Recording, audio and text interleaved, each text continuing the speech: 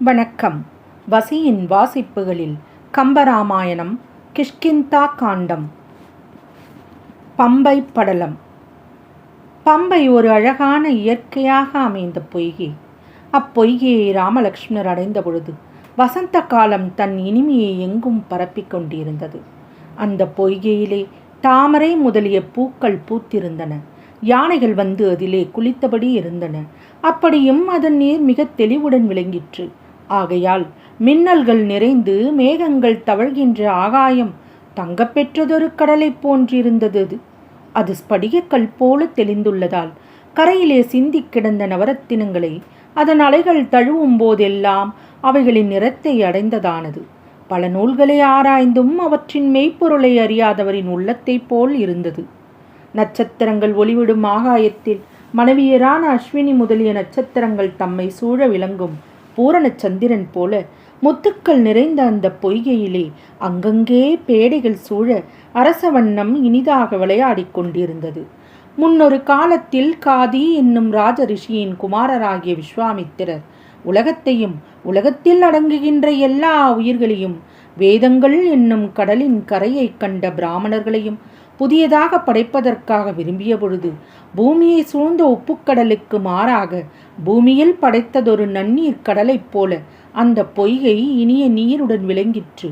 அந்த பொய்கை தம்மிடத்தில் உள்ள மாணிக்கங்களின் ஒளியால் சூரியனோடு மாறுபடும் நாகர்கள் வசிக்கின்ற பாதோள லோகம் இதுதான் என்று சுட்டிக்காட்டி சொல்லத் தகுந்த ஒரு தோற்றத்தையும் கொண்டிருந்தது.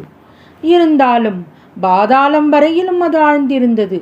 நல்ல கவிகள் செய்த நூல் ஆராய்ந்து பார்க்க பார்க்க ஆழ்ந்த கருத்தை கொண்டிருந்தாலும் பொருளை சந்தேகமில்லாமல் விளக்க வைத்தல் போல அது ஆழத்துடன் காணப்பட்டாலும் தெளிந்த நீர் நிறைந்து அழகாக இருந்தது. பெரிய நகரத்தின் கடைவீதிகளில் பல நாட்டு மனிதர்களும் கூடி பல வகை மொழிகளை பேசும் பொழுது உண்டாகின்ற பேரொலியை இன்னதென்று அறிய முடியாது. அதே போல அந்த பொய்கையில் பலவித பறவைகளும் சேர்ந்து கூவும் ஒலி ஓசை என்று தான் அறிய முடிகிறது. அதை தவிர அது எவை எழுப்பும் ஓசை என்று பிரித்தறிய முடியவில்லை. அந்த பொய்கையில் உள்ள செந்தாமரை பூக்களின் மேல் அன்னங்கள் அமர்ந்திருந்தன. அப்போது அவைகள் அழகாக கட்டி முடித்த கூந்தலையுடைய சீதா பிராட்டியார் சென்ற இடத்தை தெரிந்து சொல்ல முடியாத நாங்கள் ஸ்ரீராமபிரானின் அழகிய முகத்தை பாராமல் இறந்து ஒழிவோம் என்று நினைத்து நெருப்பில் குதிப்பவை போல் தோன்றின. மேலும் அது கீழுள்ள பொருட்களையெல்லாம் நன்கு காட்டுகின்ற மிக தெளிந்த நீருடையாக இருந்தாலும் தாமரை முதலிய நீர்க்கொடியின் பச்சிலைகள் இடையிடையே பரவி மறைத்திருந்ததால் அதன் தெளிவு முழுவதுமாக தெரியவில்லை. எப்படி நல்லறிவு தான் மாசற்றதாக இருந்தாலும் ராட்சச தாமச குணங்கள் இடையிடையே தோன்றி மயக்குவதால் மாசடைந்து தன் நிலை தோன்றாதிருக்கின்றதோ அதுபோலவே அது காணப்பட்டது. இயல்பாகவே நீரினுள்ள மீன்கள் மறைந்து ஓடும் தன்மையுடையவை. அவ்வாறே அப்பொய்கையில் உள்ளவையும் அவைகள் மறைந்து மறைந்து ஓடிக்கொண்டிருந்தன. அவைகளின் செய்கையை பார்க்கும் பொழுது சீதா பிராட்டியை பிரிந்ததால் களிப்பற்ற மனத்துடன் இருக்கும் ஸ்ரீராமபிரான் தம்மை பார்த்ததும் தம் காதலியின் அழகிய கண்கள் நினைவுக்கு வர அதனால் தனது அஞ்சன கண்களால் நீர் சிந்தக்கூடும் என்று எண்ணி வருந்தியே ஓடி மறைந்தனவோ என்று நினைக்க வைத்தது. மூங்கில் தந்தம் ஆகியவைகளில் இருந்து தோன்றும் முத்துக்களையும் பல வகையான இரத்தினங்களையும் வாரிக்கொண்டு பெருகி வந்த அருவி நீர் அதனுடன் கலந்தது. அதனால் அந்த பொய்கை காதணிகள் அணிந்திருக்கும் முகத்தையோட பெண்களின் அலங்காரத்தை ஒத்திருந்தது. மற்றும் அப்பொய்கையில் வாழும் பல வகை பறவைகள் இன்ன பறவையின் குரல் இது என்று தனித்தனியாக ஆராய்ந்து பிரித்து சொல்ல முடியாதபடி ஒன்றோடு ஒன்று ஒத்திராத ஒலிகளை எழுப்ப அவ்வொலிகள் அதை சுற்றி எங்கும் வியாபித்து நின்ற வண்ணம் இருந்தன. அது சமஸ்கிருதம் முதலிய 18 மொழிகளில் இலக்கண இலக்கிய தேர்ச்சி இல்லாத அற்ப ஞானமுடையவர்கள் ஓரிடத்தில் கூடி ஆரவாரிப்பதற்கு இணங்க அவ்வொலிகள் இருந்தன. அன்னங்கள் அந்த பொய்கையின் கரைக்கு வந்தன. தங்களால் ஸ்ரீராமபிரானுக்கு சீதையை பற்றி ஒன்றும் சொல்ல முடியாவிட்டாலும் சீதையை பற்றி அவருக்கு அப்பிராட்டியின் நடையழகையாவது காட்டுவோம் என்பது போல அவைகள் கரையிலே அங்கும் இங்கும் உலாவின.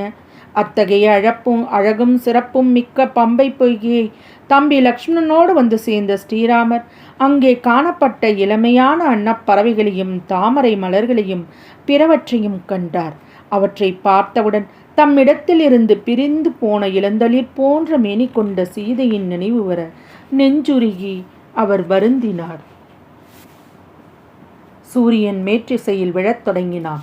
லக்ஷ்மணன் அதை கண்டதும் சூரியாஸ்தமனத்தில் செய்ய வேண்டிய கடமைகளை ராமருக்கு உணர்த்த விரும்பினான். பெரியவர்களுக்கு தெரிந்த விஷயங்களையும் ஞாபகப்படுத்துதல் அடியவர் கடமை.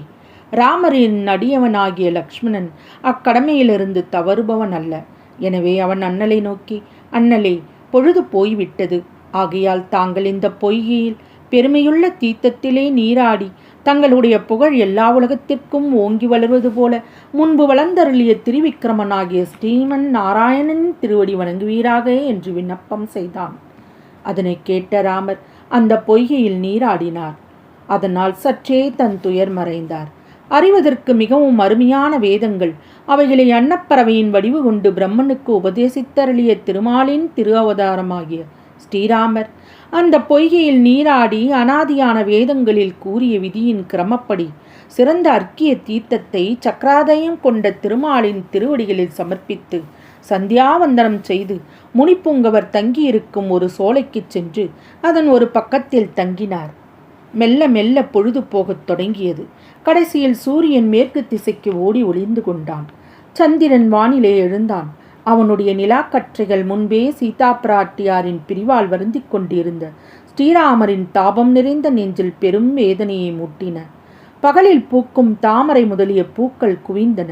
பறவைகள் சோலைகளில் இருந்து தத்தமது கூடுகளுக்கு சென்று தங்கின. மிருகங்கள் தங்களின் கொடுஞ்செயல்களை நிறுத்தி கொண்டன.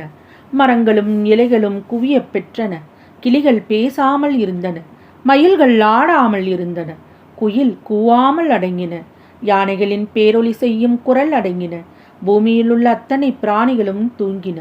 மலைகளில் உள்ளவைகளும் தூங்கின. தெளிந்த தடாகங்கள் தூங்கின. நாகலோகத்தில் இருக்கும் பாம்புகள் தூங்கின. வான்வழி உலவும் பிராணிகளும் தூங்கின. பேய்களும் கண்மூடின. ஆனால் ஐயனும் அம்பியும் கண்ணுறங்கவே இல்லை. ராமபிரானின் துன்பத்தை போக்குவதற்காகவோ என்னவோ அன்று சூரியன் மிக மிக விரைந்து வந்தது போல் கீழ்த்திசையில் எழுந்தான். தத்துவ ஞானம் ஒருவனை சேர்ந்த மாத்திரத்தில் புகையும் சேருமாகி சேர்ந்தது போன்ற தீவினைகள் சட்டென்று நீங்கிவிடுவது போல உடனே இருள் மங்கை ஓடி ஒளிந்தாள். அதை பார்த்து தாமரை கண்ணி இதழ் மலர்ந்து சிரித்தாள். அது தன்னுடைய காதலன் ஆதவன் அடைந்த வெற்றியைக் கண்ட ஆனந்த சிரிப்போ. பொழுது விடிந்து விட்டதை அறிந்தோர்கள் சக்கரவர்த்தி குமாரர்கள். ஜானகி தேவியை தேடி கண்டுபிடிக்க வேண்டும் என்ற எண்ணம் உந்த அவர்கள் உடனே அங்கிருந்து புறப்பட்டு காடுகளையும் மலைகளையும் கடந்து விரைவாக நடந்து சென்றார்கள். தொடரும். வசியின் வாசிப்புகளை சப்ஸ்கிரைப் பண்ணுங்கள், லைக் பண்ணுங்கள், ஷேர் பண்ணுங்கள். உங்கள் கருத்துக்களை கமெண்ட்டில் பதிவிடுங்க. நன்றி.